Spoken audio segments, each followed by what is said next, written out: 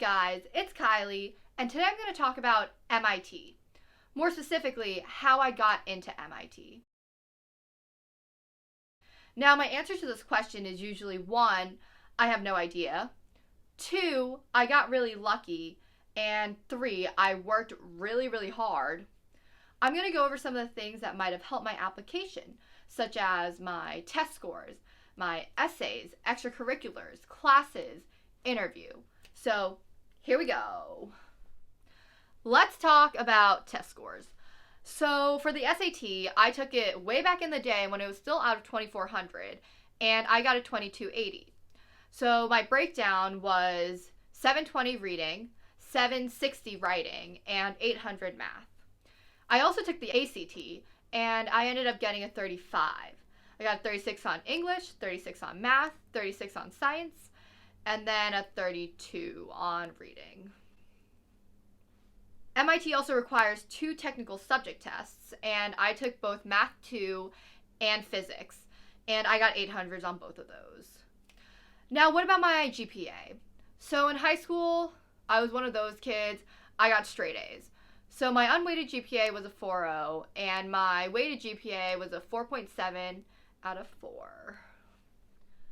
Alright, now let's talk about some classes.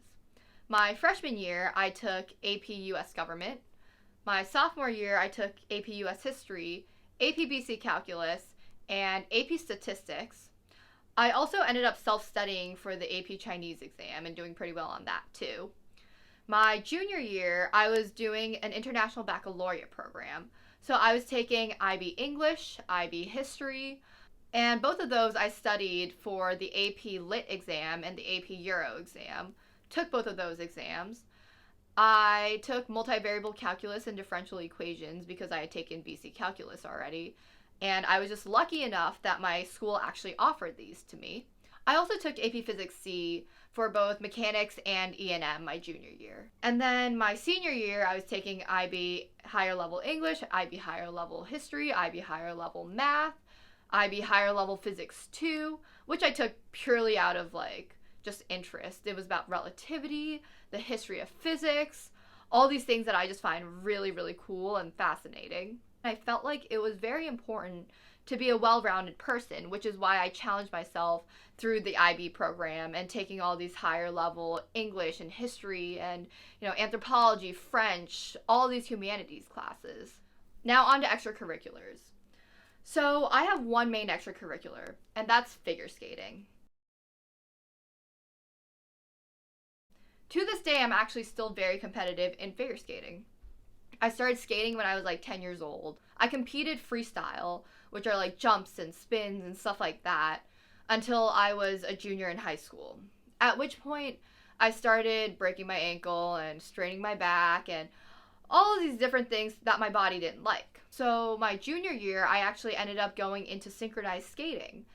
And it definitely helped my resume that I could put things like junior world qualifier competitor and nationals junior competitor. Skating was a big part of my life, and it's been a sport that I've been involved in for many years, and it's something that I'm currently pursuing today at the highest level. My other extracurriculars were things like, I joined literally every single honor society that I could. So that was math, bio, French, National Honor Society, all these different honor societies because I wanted the tassels for graduation.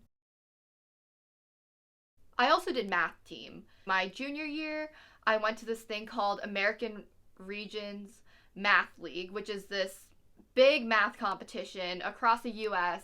There were some teams from Canada, so I could call it an international math competition. And we all went to Penn State, and it was just this entire arena of people on teams doing math, and it was honestly beautiful. I was really bad at it compared to some of my other teammates and other people that I met. I was doing it a lot for the social part of it, which is kind of interesting, but yeah, I enjoyed that. And then senior year, I did math team again, and I was kind of captain this year. I did a lot of the organizing and the communications for the team, so that probably looked really good on my resume. And then also, senior year, I decided to branch out of figure skating and try ice hockey. So I played on my school's co-ed ice hockey team. That was fun. All right, so let's talk about the interview now. I remember my interview was with this guy named Edward. Now, I walk into the Starbucks, I say hi to the guy, and we start talking. He starts asking questions like, why do you want to go to MIT? And I said, well, because it's the best school and I definitely want to do something in STEM. I just remember, like, he's asking me all these questions, and I just keep telling him that I want to do stuff with artificial intelligence because I think computers and robots are going to take over the world someday. I think I literally said that word for word. The first half of this interview, when he's grilling me, I'm like, oh my God, like, I completely bombed this interview, like. But then the second half of the interview started, and this is when I started asking him questions. I started asking, what is your favorite part of MIT? What were your best memories? What was the culture like? I'm asking him all these questions, and finally I get him to talk about sports. And turns out he was very big into fencing. So I ended up talking to him about fencing for like 45 minutes. The fencing part just really got him rambling on about like the good parts of MIT and how MIT and the community was all there to like encourage him. And I was like, I'm also an athlete, and that's exactly the kind of community that I want. Now let's talk about the part of college apps which allows you to really showcase who you are as a person. The essays. The first essay was, tell us something you do for the pleasure of it. And here I talked about synchronized skating, about how a sport that seemed so simple was so deceptively complex underneath, and how you had to synchronize 16 completely different skaters and create something beautiful out of it. The second essay asked about what department or program at MIT appeals to you and why. Here I actually talked about the flexible engineering degree program, which I haven't heard in the past 5 years since writing this essay.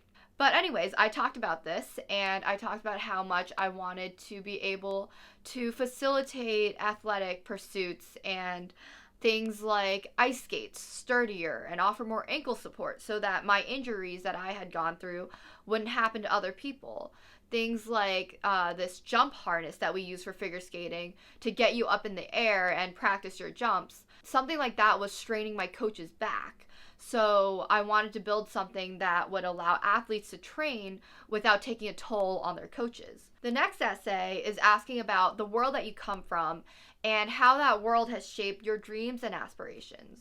So in this essay, I actually started off talking about the Vermonster, which is this big bucket of ice cream from Ben & Jerry's that has like 20 scoops of ice cream, like 10 cookies, 10 brownies, bananas, whipped cream, a bunch of stuff.